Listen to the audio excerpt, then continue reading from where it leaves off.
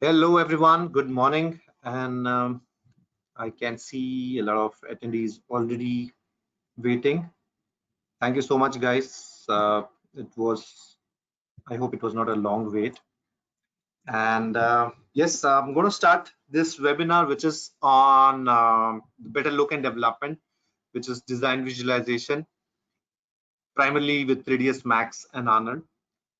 And before I start, I just wanted to also, wait for a couple of seconds more for more people to join in.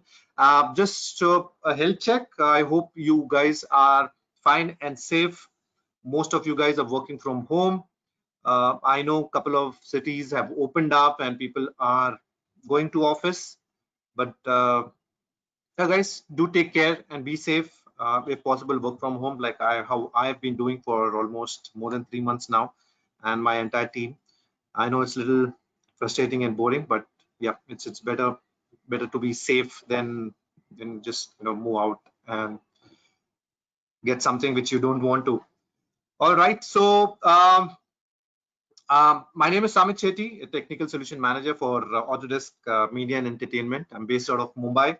I am the product specialist for all the M&E products in Autodesk, be it 3ds Max, be it Maya, Arnold, Shotgun, Industry Collection, and so on.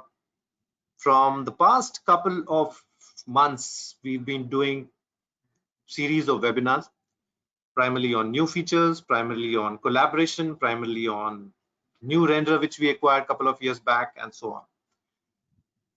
A month back, I guess, or a couple of weeks back, I also did a webinar on 3ds Max 2021, which was a new product release, which had fantastic features, especially for modeling and real-time reviews. Post that, we got some questions from people who attended the webinar asking for how can we leverage those tools into a production environment, especially the design visualization guys. And for that, we thought let's have a session where we showcase how those fantastic tools can be used in production and what are the advantages. I may not be showing really very heavy photorealistic models because then you need time to showcase that, but at least you guys will get an idea about how those fantastic tools which were released in 2021 3ds Max can be utilized in real production environment. I hope a lot of you guys in today's session are from design visualization segment, and it will definitely help you guys to understand. Before I start, just a small safe harbor statement. I mean, we just want to mention this that in case if any of you guys are taking decisions on buying this product based on today's webinars or so, I mean, or if I'm showing some new features or talking about features which will be released soon, we really don't guarantee when and what time will it be released. So you guys can have a eval on your own and do a decision based on your own choice. All right, so the primary tool which I'm going to talk about today is 3ds Max 2021, of course, and Arnold, which is I still say it's a new render within 3ds Max. The earlier one was Mental Ray, which we discontinued a couple of years back, and now 3ds Max has and Maya both have Arnold as a default render engine. So that's going to be the primary objective. And there's one more update, or maybe good news I wanted to share, which I will be sharing at the end of the presentation today. Now, just a quick recap. You guys are aware that a couple of things have been really, really great inside 3ds Max 2021. Starting from starting with physical material, all the materials now within 3ds Max 2021 are physically based materials, which is an added advantage. And not only that, you can see the difference between the viewport and the Arnold render. Of course, the render engine will give you much more photorealistic output, but the viewport itself is also very closer to a final render output. It doesn't mean you don't have to render at all, but most of the things like basic look and development, basic texturing, basic shading, and lighting setup can be achieved even without hitting the render button once.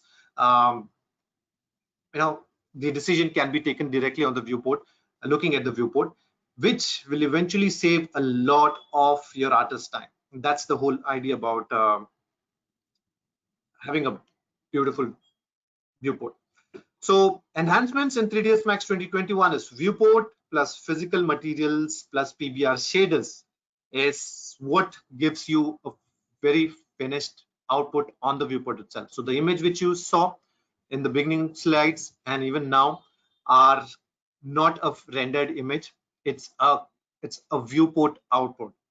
So if you want to see how these things are done, I'm going to take you through a small tour on and make you understand how actually we can achieve this on the viewport itself.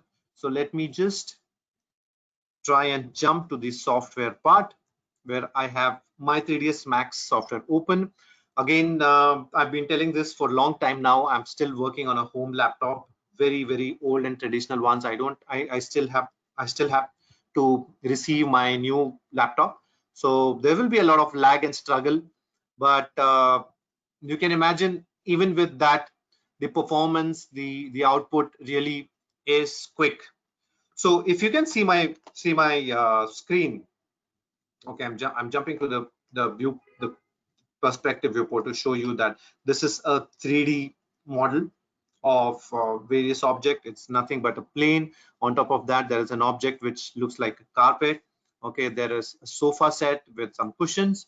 There are a couple of tables, center tables, and some properties which are kept on the center table to just make it look like a proper living room setup. Now, most of the time, I have seen a lot of DesignWiz guys or studios who are working for e-learning or not e-learning, sorry, e-commerce companies who are delivering models for e-commerce. It can be furniture companies, it can be watches, it can be kitchenware, it can be anything, right? Most of the models are generated in 3ds Max or Maya, and you have to just send an image so that it gets uploaded on the shopping website, shopping cart, and then people can just have a look at it, believe that it's true, it's real, and based on that they buy it. Now we all know that we eventually have to have a photorealistic output, but then to reach there you have to do a lot of iterations in terms of rendering, texturing, viewports, lighting. All these basic steps are involved. Now that also takes a lot of time, but what if you save all your time before hitting the render button? Like, instead of hitting the render button 10 times or 15 times or 20 times within an hour, and hitting the render button is very easy, but waiting for that one frame render to happen is really tedious and time consuming. So just imagine if you skip that part and you see that output on the viewport itself. It's really a great thing to have. So first of all, we have had enhancements in the material editor as well. So I'm just going to jump to the material library. And if you see, if I change it to compact mode, which I had shown in the previous webinars as well, you can see the performance of my system is really slow, but it does not stop me from doing a webinar, which means still the 3ds Max software is still much more faster than what it used to be a couple of versions we have back. Like I know 2019 onwards, the performances has become much more better. All right, you can see all these shaders which are there on the scene on the material editor by default. Used to be a normal default 3ds Max material, but now they are all physical materials. Once it loads, you can see that they are all physical material, and that's the default material which 3ds Max has now. If you remember, we used to go and change the material from whatever default material to a physical material, and then leverage all these physical materials from 3ds Max, but now it is a default material. Cool. Moving back to the compact, the slate material, the slate material editor. We all know that there are a couple of enhancements. I can directly import a physical material, add textures to it, add all the different inputs in terms of base color, in terms of reflection if it needs, in case of metalness, in case of transparency or bump map, and so on. Now, I need to, if I need to add images, we know that we will have to go either create textures on Photoshop or some other tools like Substance Painter and so on, or Google, download JPEG, create maps for all these different passes, and then apply, which is a tedious task, right? So 3ds Max now, I mean, it used to be earlier also, but now it has become much more easier, is the support for PBR materials. So you can see when I click on PBR material, it gives me a PBR material shader. Okay, it has connections, which when I double click, this is something which I'd shown you in the last webinar also, but I'm going to now show you how exactly I'm going to use this into my scene here. So just move it here so that you can see the scene as well as the material editor as well. So I'm just going to keep my PBR shader open here, and when I double click, for all those who don't know, you have all the different passes which PBR shaders will have, generally albedo pass, metallic pass, roughness, normal pass, occlusion map, normal map, and so on.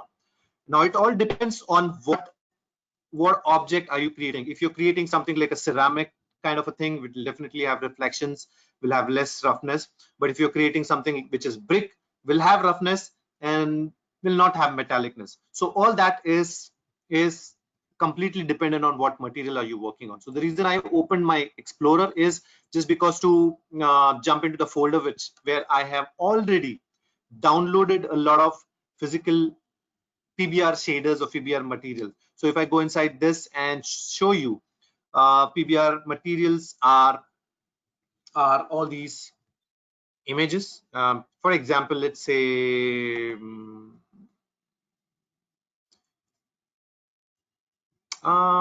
brass, fabric, chip, paint, carpet, or okay, let's say carpet.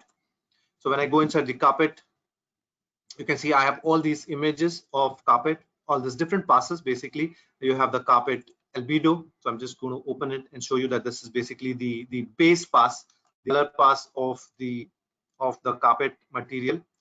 All right. If I jump to the next one, it is the ambient occlusion pass. It's the metallic pass. Carpet does not have reflections and metalness, so it's going to be black. Normal pass, and so on. Base roughness. So all these are available with different shaders which I have downloaded. So all I need to do is very simple: drag the albedo pass, put it in the albedo pass. The ambient occlusion will go into the ambient occlusion. No metalness, I can go and put it on the normal one to the normal one, and little of roughness, because carpet will definitely have some kind of roughness. So as soon as I'm building this, you can see all the different maps have been a part of my material now. Okay, if you want to go inside individual maps, directly click here and jump into the parameters. You want to tile them, you want to change the angle, you want to change the add the noise, remove noise, or change the orientation, crop it. Everything is available inside that map parameters, and this is something which has been there in 3ds Max since long, so I don't need to explain that in detail. Now, once I have created this PBR shader, all what I want to do is apply it to the texture, right? So very easily what we can do is wait for this to update. Of course, I already mentioned this is really a little sluggish system. Yeah, and once it refreshes, I'm just going to select that and drag and drop it to the carpet element. Okay, it's there, it's done, right? If I want to do something more, something else to the floor, I'm gonna import another rough or PBR material. What I can do is go back and see where I have another material, which is chip paint, fabric, flow. Okay, so the flow one, I'm gonna keep this to separate, And where is the base color? Oops, sorry, I need to open the flow. Make sure this goes here. The ambient occlusion goes here. The roughness goes to the roughness part. And what else is pending? Normal map. Yeah, normal. And the normal goes to the normal one. All right. We have this ready, and all I can do is assign this to the flow. And if you move, you can see that we have a good floor texture applied on the viewport itself. Now, it still looks okay because there is no environmental light which is falling on it. So it's just the default software light, okay? But it's still better, like, you know, with all the ambient occlusions and so on. So if you want to still play around with the lighting part, which I'm going to show you later, it's okay. Now let's add an environment map so that the scene starts looking better and better, even without adding a lot of textures. So what we can do is I can go back to the material editor. Okay, just pause for a second, just check if everything is okay, because last time I remember a lot of people had issues with sound and screen, and I was just going on and on and on, and I had no idea about what's happening in the background. Okay, everything seems to be okay so far. What I'm going to do is drag this, and if you guys have attended the previous webinar, you know that we have a strong support of OSL shaders now. It was there in 2019 also. It started from 2018, but 2019 onwards, there was a strong support of open shading language. And not only that, in 2021, there's a huge list of OSL shaders available in the library, in the OSL folder. So one by one, you can try them out and just play around with it. Will help you understand more about OSL shaders. But the interesting one was inside the OSL, we have the environment, and inside the environment, we have something called as the HDRI environment. And this is really fantastic. I'm a big fan of this HDRI environment.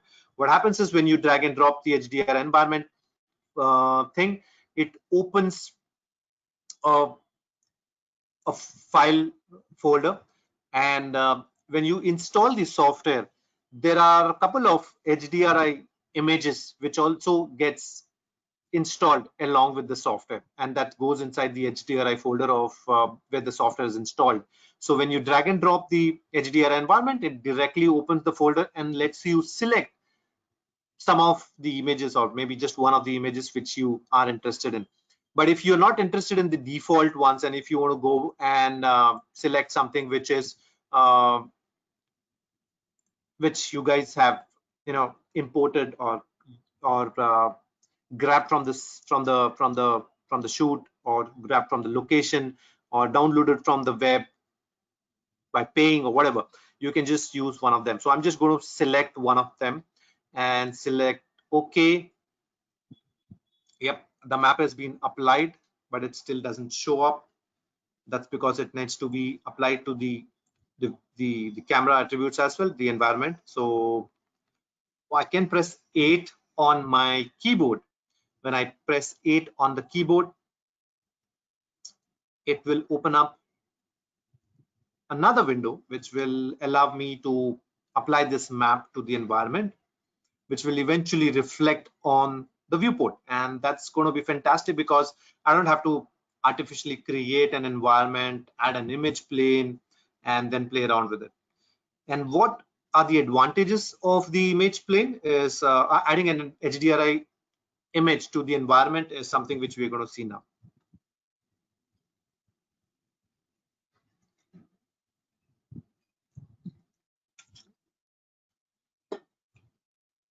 Imagine after the lockdown, I'm still okay, I'm doing customer presentation, but I have a lot of friends from the industry who are struggling with a home laptop, and but still delivering jobs, like, you know, delivering their the task and on daily basis. So hats off to these people who are who don't have the right kind of hardware, but are still managing to deliver jobs.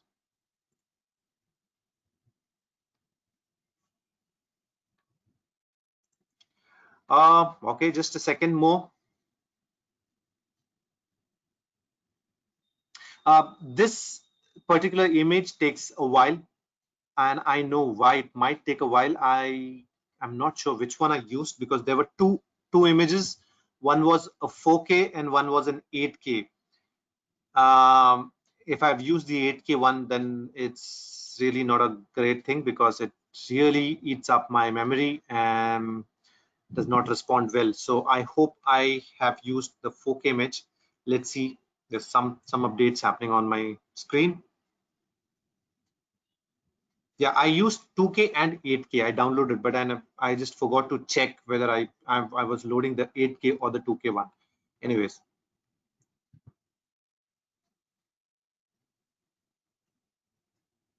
all right. Let me double click. That's what I said. It's an 8K image. I really don't want to push an 8K image, so I'm going to change it because I know the difficulty which I faced when I used the 8K image. And this is a 2K one, so I'm just going to reload it. Sorry for that confusion, guys. But then eventually, if you want to have a better performing webinar, I think it's always advisable to have a 2K wants to have a better performance. And as I said, when I press 8 on my keyboard, I get the environment effect tab where I can drag this output slowly and put it on my environment map. I'll say instance, and I expect it to reflect on my screen immediately. All right, you can see when I move, um, it's a part of the scene now, and you can see how well is the floor reflections and highlights being projected. There are a couple of enhancements on the environment map as well, which I had shown last time. In case if you want to change the orientation of the map, you can just rotate them, and you can see how the light is actually affecting my scene and it's moving. So this it's an added advantage if I don't want to add lights like the software lights, but want to completely be dependent on the HDRI map. It is absolutely great to have.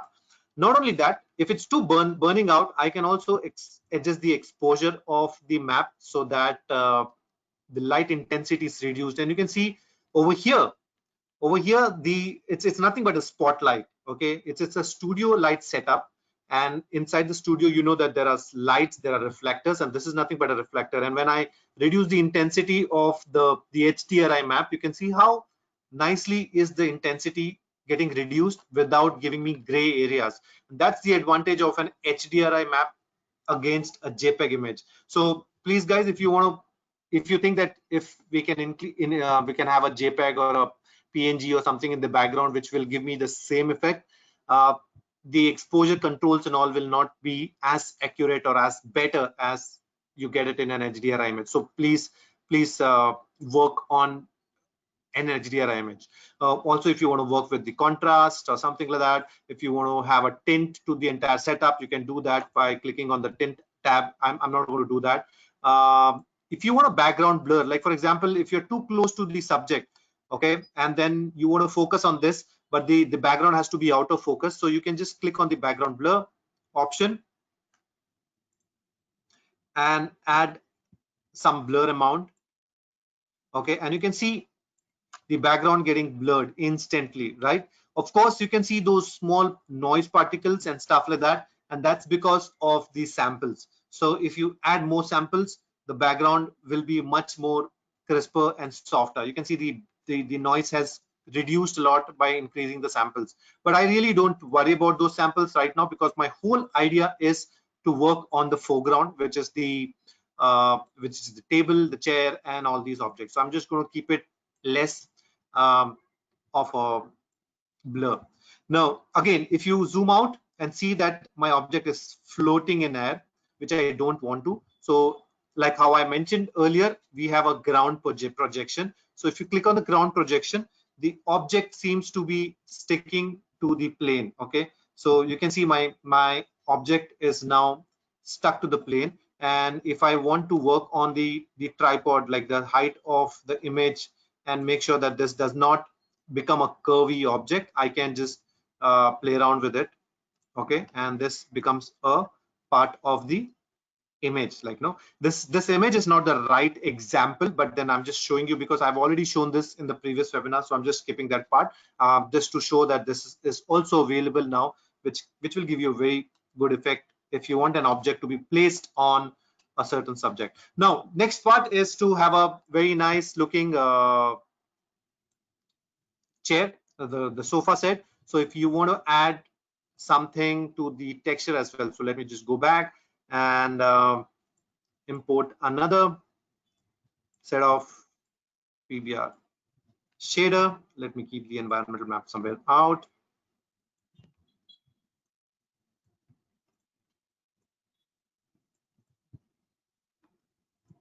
Okay, double click and open my same folder.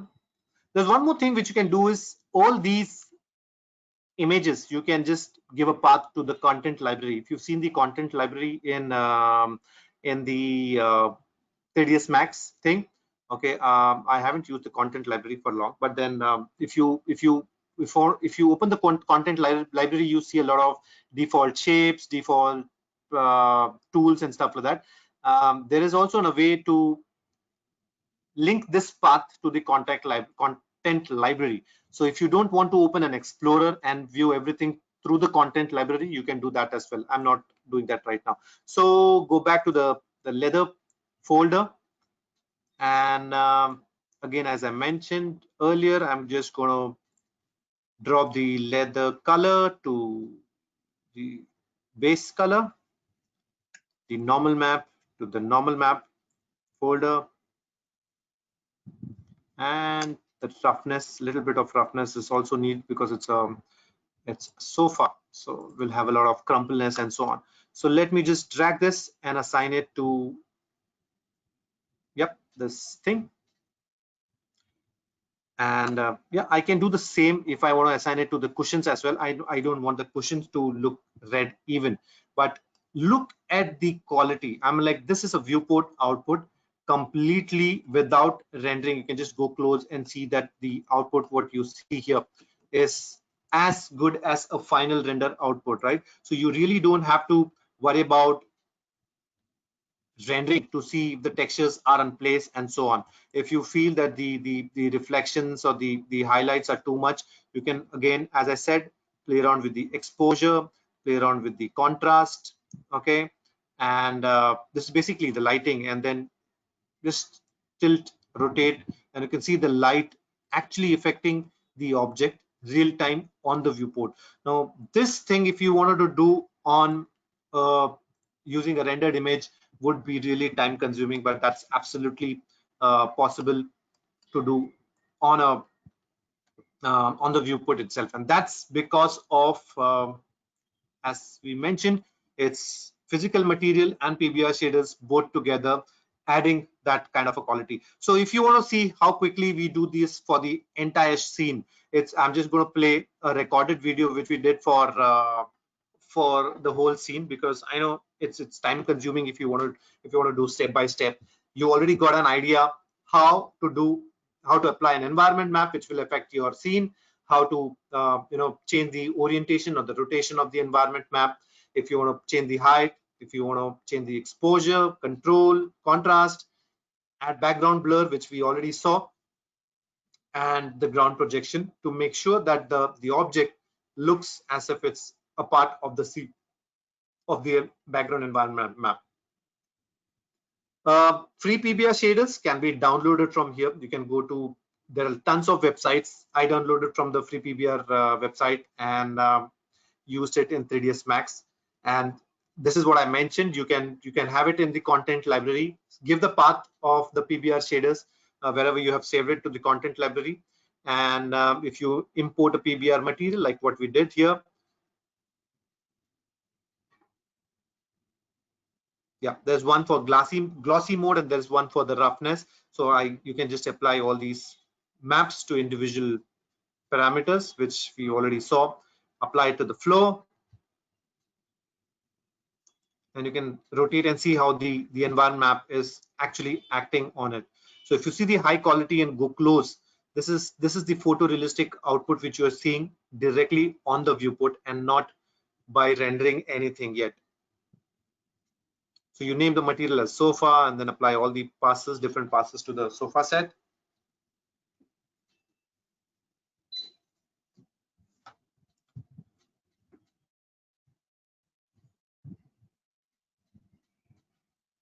And this is how you do the same for some table. We haven't used the PBR shaders, but the physical material itself also has a lot of reflective default presets of glass, metal, wood, and so on. So you can use them as well. You don't have to be always using a PBR shader. There is a wood material which has all these parameters. One by one, you can just use them and check if it really works for you or no.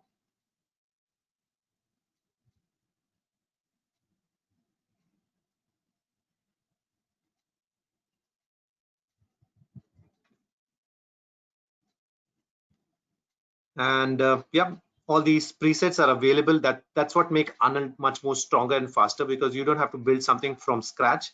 All that you have to do is just change the presets, and this is what the scene is all about. It's a mixture of the PBR shaders, it's a mixture of viewport and everything. So you also have the viewport setting where you can adjust the ambient occlusion to make sure that there is enough of contact shadows and so on, so that it looks much more realistic. Generally, in the previous version, the ambient occlusion was not there for when you used to move the scene. It used to disappear, and when you used to stop the camera movement, it used to appear back, but now it's there throughout. Yeah, this is just a preview render.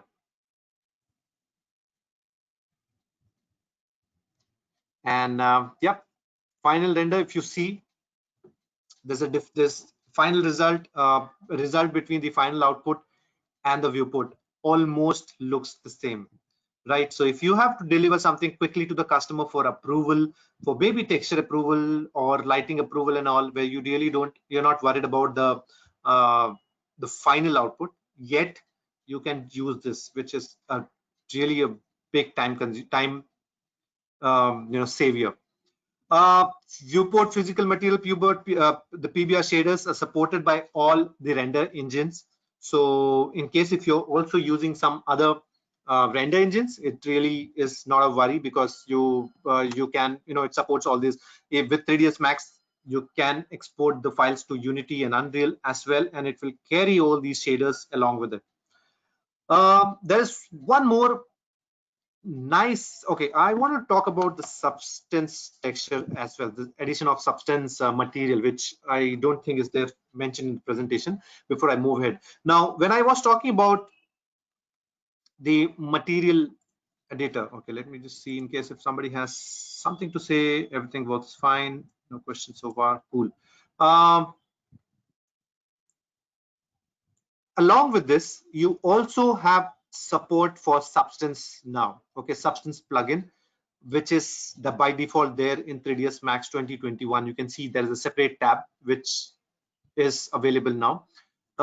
It was Substance textures used to be supported by 3ds Max earlier also, but now it's tightly integrated with 3ds Max 2021. You get this plugin by default, but if somebody is working on a previous version like 2018 and 19, you can go to the I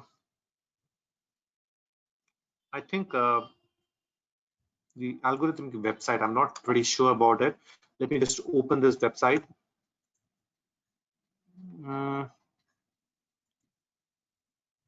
Okay, and you can go to the Substance source. I guess this is what it is.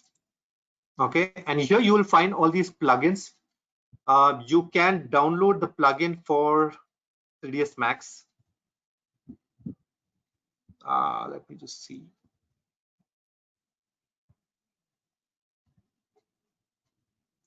So I'll just check, because there is a area where you can download the the ecosystem plugin. It should be there.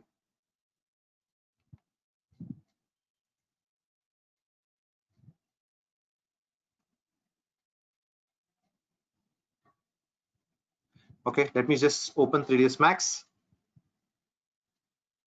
All right, you can see this plugin is supported for 18, 19, 20, and 21.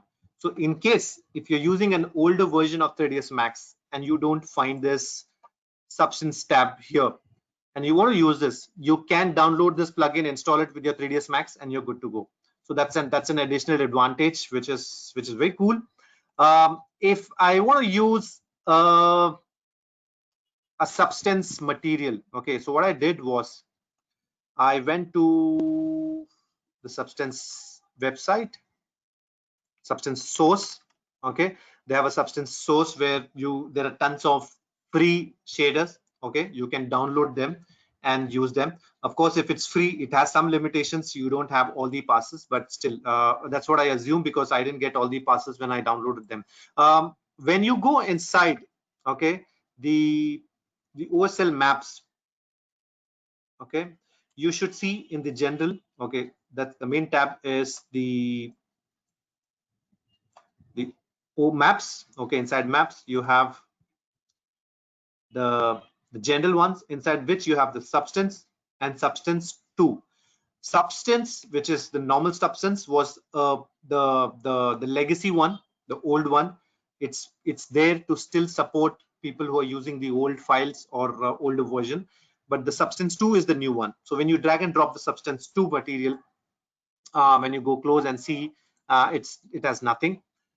If you go inside the Substance, you can see Substance is supporting all the render engines. Okay, so no matter you're using any render engine, it will allow you to convert that to the render engine which you are using. So for example, let me just go double click the Substance material and it says load Substance, right? So if you have downloaded something, and it will take you to that folder. I might have saved it here. So I just go inside the folder and you can see there are SBSAR files, like SBSAR files, which are Substance output files, shaders, output from Substance. It's not showing me an icon because I don't have a Substance painter installed on my system.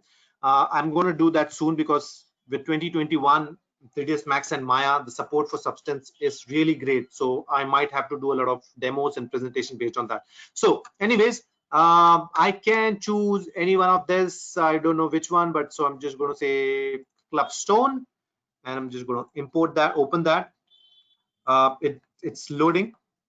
Once it gets loaded, okay, you can see this is the map, the Substance map, which has all these output, but it's still a Substance material. Now what I want is a physical based material, right? If you see, this is the PBR material which I can directly drag and drop and connect it to any of my objects.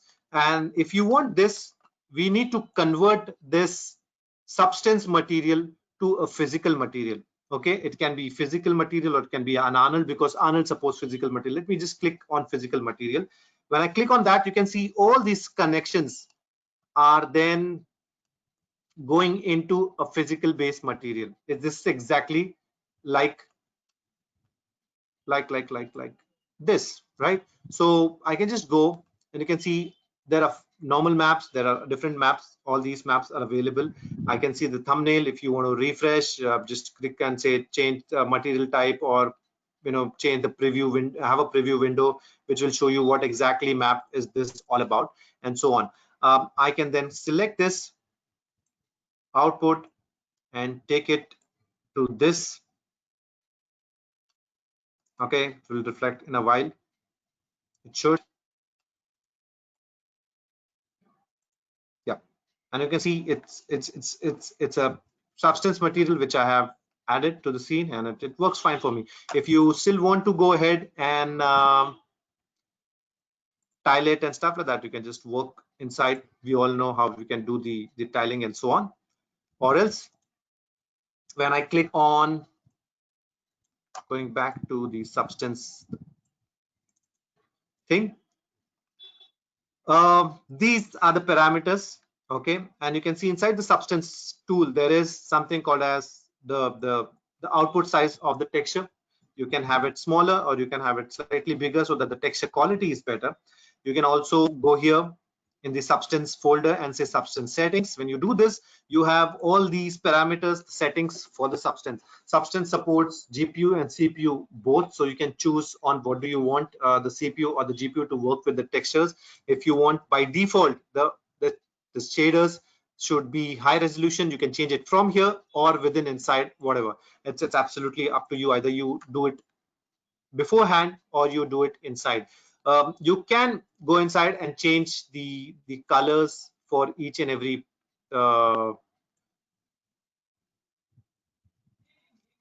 settings, okay, or just move it. I'm not going to change the settings right now. I'm just going to keep it as it is.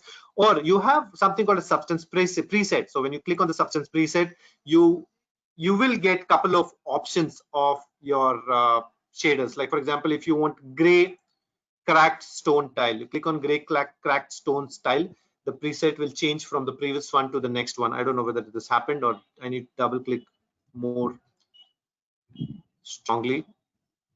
Yep, it's working on it. Yep, it's now moved to okay, this resolution can be bigger and you have a gray colored cracked stone tile. If you want something like light brown, I can click on the parameters, change it, and it will change to a light brown thing. So you have a lot of flexibility. You don't have to really sit and build all these textures within. You just import something from the Substance Painter, apply it to your object, and it's ready to go. And we can just render it and render your scene. It will be there, right? So that's an update on Substance. Substance can be used for all these render engines which you want to work on. If you're working for V-Ray, if you're working for Octane, Corona, Redshift, anything, you just need to convert those to that render engine once, and then you're good to go. Well, going back to the presentation. All right. So a lot of people were using Mental Ray or V-Ray or Corona. Okay, I'm going to jump to something which is interesting. Is Arnold is a default render now. When we show the benefits of Arnold, because Arnold is free with 3ds Max and Maya, a customer do not really have to buy additional plugins, which is the cost of that plugin is equivalent to the cost of the 3ds Max software. I'm just a way to say very expensive. Plus you also have you also need to buy licenses for your background renders, right, for your batch renders, which is an additional cost. Whereas 3ds Max and Maya comes with Arnold as a default render, which means you don't have to invest additionally unless you want to do buy some license for background rendering. So people really want to move to Arnold, but then they have their challenges because they have their old files which are on V-Ray and Corona and even Mental Ray. So what do they do with those assets? Now we did have a plugin to which was called as a scene converter, which was inside 3ds Max, but that was primarily for Mental Ray. But now you have scene converters inbuilt within 3ds Max 2021, which is not just for Mental Ray, it's also available for V-Ray to Arnold and so on, and Corona to Arnold and so on. So if you have a V-Ray material and you want to change that to Arnold, because if you hit render, it won't render unless so you go to the converter, click on converter. Okay, the converter will be available. I just made a video of it. Let me just go and say where this converter will be available. It goes a little slow. Okay, so go to environment.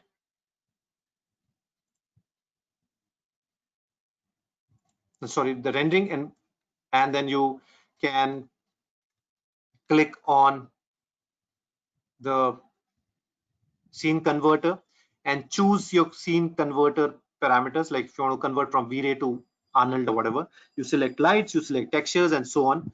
The same thing can be done with Corona to Arnold converter. You have it by default. It does a pretty good job. Trust me, a lot of shaders and lights do get converted very easily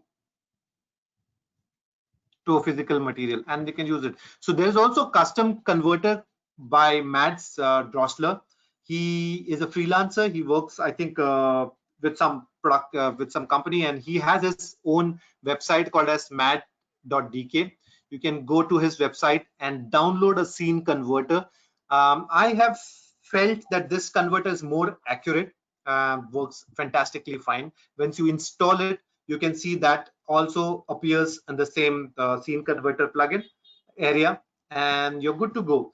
You also have how to do video on on these on the MADS website, and you see the output of V-Ray to Arnold, absolutely the same, seamless. Bake to texture is one very good example. Now it's much more easier in 3ds Max 2021. This is how it works. Basically, earlier it was a very lengthier task, but now you can just click on the bake to texture, and once your scene is ready, you want to toggle it, you want to make it much more lighter. You have options to choose which passes will be of which format. You can see all these passes have been generated. Okay, and yep, all these passes can be saved at one place, and then you can use them on a flat 3D file.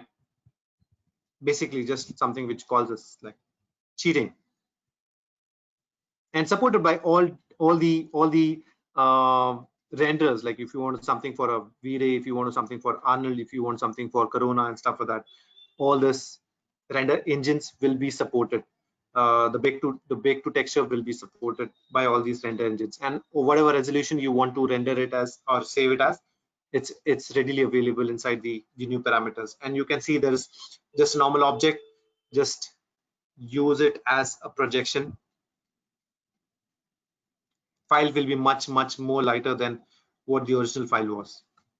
I have discussed this in the previous webinar, so I'm not going to go in depth to it, but that's the final output which you can achieve.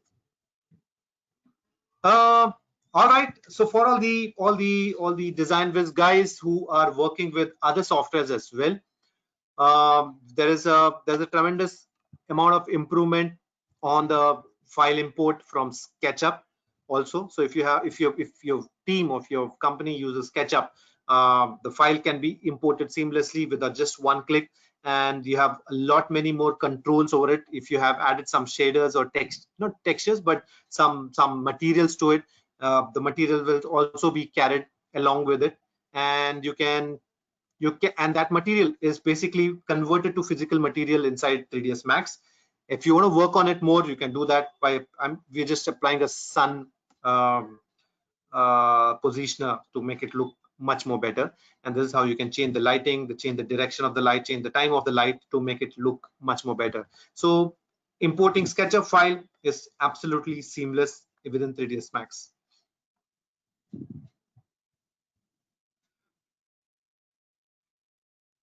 I'm going to skip this part. This more on the modding part. Okay, all right. Arnold 6 was launched a couple of months back. December 6th is when we announced the GPU release of Arnold, which is Arnold 6. And post that also there has been tremendous amount of updates and development on Arnold as well. So the build of Arnold is constantly being developed.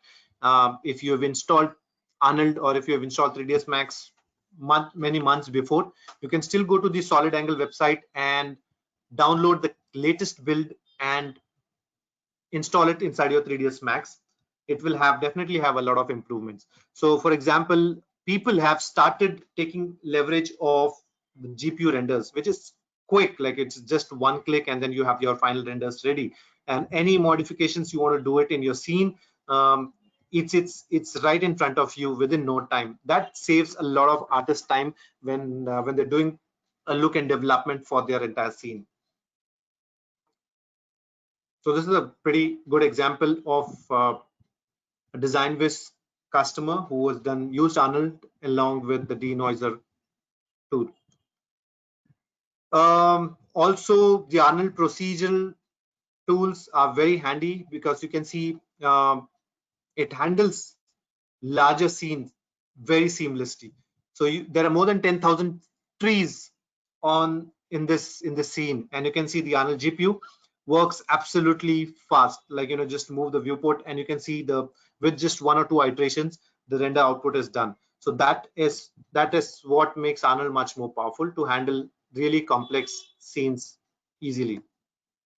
This is again one example of Arnold GPU render. Again, another example of by Matt Doschler. It's a very good example of a mix of Arnold GPU and the denoiser tool. So if you want to light up your scene, the scene which we already were working on, and using the environment map, the basic lighting is done. But then if you want to add some more lights, reflections, some more photorealistic lighting with much more deeper shadows, you can see the Arnold GPU is giving you almost, this is not a viewport, basically this is a render output. We've made the viewport as the active shading viewport, and you can see how quickly the Arnold GPU is processing and giving you the output. So within no time, if somebody wants to decide on how the lighting is working in my scene, whether I need to add some more lights or the fill lights or the key lights or whatever, it is as good as having the real-time rendering. All right, if you want to have some more, if you're interested in the OSL technology, and if you want to learn more about the OSL technology, if you go to the 3ds Max learning channel, there are a couple of examples on OSL as well as 3ds Max, both the new tools of 3ds Max, bake to textures, can be learned how it actually can be used in production, and the OSL shaders also can be learned. You just Google this and then you'll see a lot of tutorials and things available. Finally, I come back to something which I was really very excited about. We were trying to reach out to one of our super users in London. His name is Cairo Cardoso. Yeah. And my colleague Siddharth from Singapore, he knows him pretty well, I guess, and got connected. He is an extensive hardcore user of 3ds Max and Arnold, and he works in the design visualization uh, industry for almost more than 15 odd years. And he was very excited to be a part of us, like, and he's happy to do a webinar with us. So all what I showed and more, much more than that, will be shared by Cairo. Ciro, sorry, I'm taking his name, pronouncing his name wrongly. So this webinar we have planned on the 9th of July 2020, 12:30 p.m. Indian Standard Time. We have to match 2 times between India and Singapore. That's the reason we were able to get this as the best time. Don't worry about it. You guys will definitely get this registration link on your email very soon. And please register and attend this webinar. I am pretty sure this is going to be a really great presentation, much more better than what we've been doing for all this while, because he's a customer. He knows a lot about the problematic areas which he or the other customers are facing inside the design visualization environment. And of course, Arnold, usage of Arnold in his workflow. I have met a lot of users who are still little reluctant on using Arnold for various reasons. I think that will be an eye opener when we catch up on this webinar. So with that, I'm just going to quick move and talk about production management. I don't want to talk a lot about it because this was primarily on look and development, but yes, production management very important for everyone. So Shotgun, what we have a trial. We always had a trial version of Shotgun for 30 days, but during the COVID period, since a lot of people were working from home, and we all know that when you're not in office, when you're not together, coordination becomes much difficult task. So we made Shotgun free for 2 months almost, 31st June. Okay, sorry, we extended it. It is not May, but it's June now. So it's 31st 06. 31st June will be the last day for a 2-month free trial version. But that doesn't mean that if you sign in now, you're eligible for a 30 days trial version. So yeah, this is basically for all those people who have signed in 2 months back. The trial will be expired this month, but if you guys sign in today, it will be there till the next 1 month, 30 days. What's Shotgun all about? It's a small video on Shotgun. Shotgun integrates with the industry's most popular software. Start by allocating your crew to projects and milestones. Alice will be assigned animation and set a start and due date. It's easy to see who's working on what and proactively fill gaps and handle changes to the schedule. After reviewing locally, just submit the clips to Shotgun right from RV, or drag and drop files right into the media app in the browser. Makes it simple to search, browse, and view shots across all projects from one. In a review session, add your comments and draw right on top of media to pinpoint exactly where to find the feedback. Alice will receive a note with the annotated images detailing exactly what to do. No need to worry about a busy schedule getting in the way of reviews, because whether you're at your desk or on the go, Shotgun makes review easy. With an internet connection, you can review from anywhere on your phone with our iPhone app. Log in, check to see what you've missed, view, and draw on the frame. Communicating with all, Alice can quickly reply to notes and access task information without ever having to leave a creative application. Ready to share it with a client? Shotgun helps you organize work to present in a few clicks. Clients can see their work in a simple and secure website from anywhere in the world, even from their phones.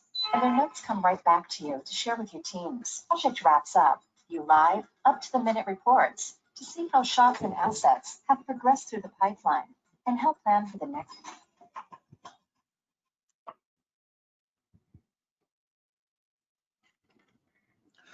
All right, so that was an overview of Shotgun.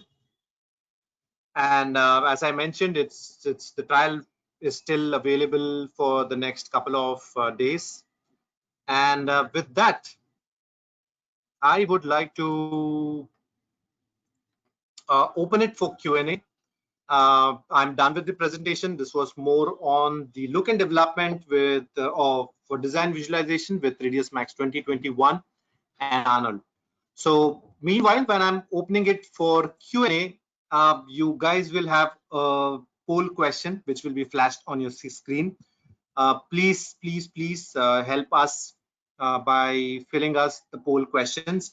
It will really help us to make our next presentations and webinars much more better.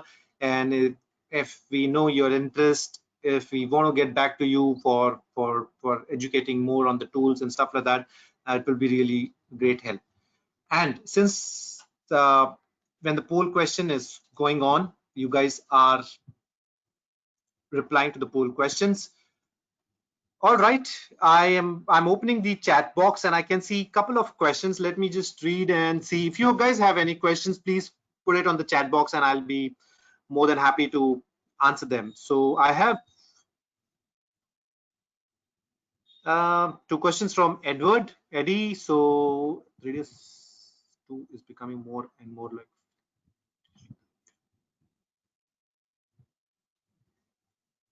Yes, Eddie, your question was 3ds Max is also becoming more like Flame real-time view of work and so on. Yep, absolutely, because if you see the industry is moving towards everything real-time requirement. So yep, if you try to skip that level of rendering, at least for now, and save that much time in having a direct output on the viewport, it will make a lot of sense, right? Flame also has PBR shader support, and you know it better because you yourself are a Flame artist for so long, and the kind of output which the PBS, the PB physical based shaders give you on Flame out viewport is remarkable. So yep, files can be converted. Okay. Okay, your next requirement is a demo between 3ds Max and Flame. Communicate when the changes in people frame, save and can reopen 3ds Max. Okay, and to get better finishing, and then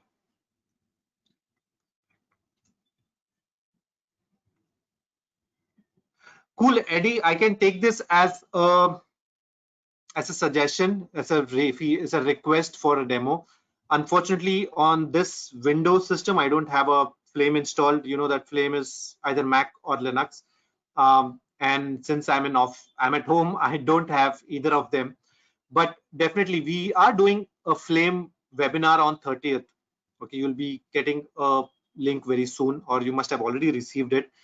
I will try and incorporate this workflow between 3ds Max to Flame, and I think again back to 3ds Max and so on. Whatever, I have the question with me, and try to show you how well we can do it.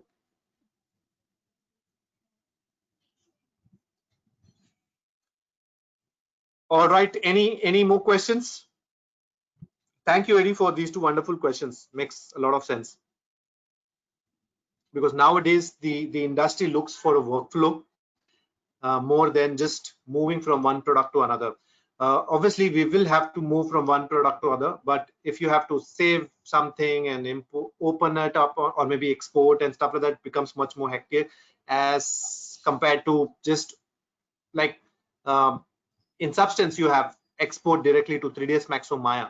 So it will directly open up into your Max and Maya. For example, when we do sculpt-based tool, if you see the carpet was done on Mudbox, which is a sculpt-based tool. So we just sculpt it and create those wrinkles on it. And from Mudbox, you just right-click and say open in 3ds Max or open in Maya. The file directly opens. You don't have to actually save it as a separate FBX and then open it up again in 3ds Max or Maya. So that's something which the industry is looking at, and we have it now. Shotgun is also integrated within 3ds Max. If you're using, so why did I show Shotgun to all these users today? It can be used by anyone who has to coordinate on day-to-day basis.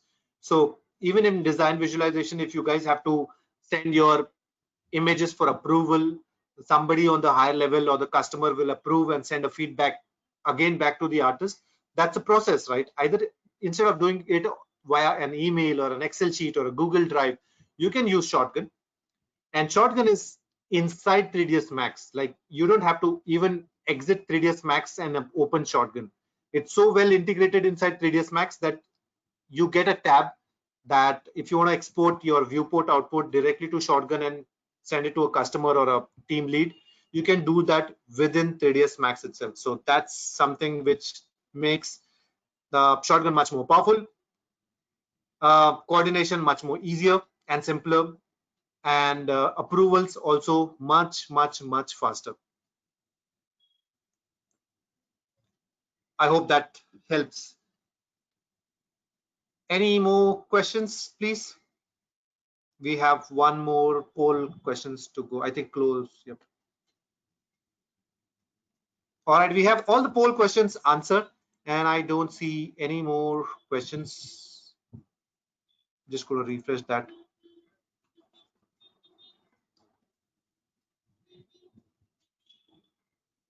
All right. So with that, I think you don't have any questions right now.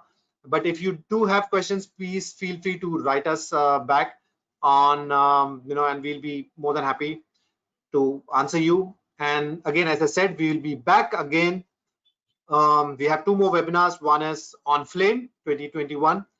And then there is one on the 9th for all these interested people here on design visualization, people who use 3ds Max, people who use Maya, maybe Arnold as well.